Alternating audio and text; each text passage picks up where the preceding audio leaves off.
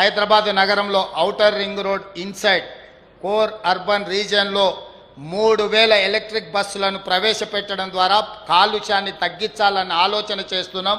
ఇక్కడున్న బస్సులను డీజిల్తో నడిచే బస్సుల్ని రూరల్ ప్రాంతానికి పంపించి హైదరాబాద్ నగరాన్ని కాలుష్యం నుంచి కాపాడాల్సిన బాధ్యత మన మీద ఉన్నది. మూసి పునరుజ్జీవనం చేయడం ద్వారా కలుషితమై నల్గొండ జిల్లా ప్రజలు ఆ విషాన్ని దిగమింగుకుంటున్న మూసిని పునరుద్ధరించాల్సిన బాధ్యత మన మీద ఉన్నది. అదేవిధంగా ఆటోలు కూడా డీజిల్ ఆటోలలో కిరోసిన్ పోసి నడపడంతో కూడా పొల్యూషన్ వస్తున్నది.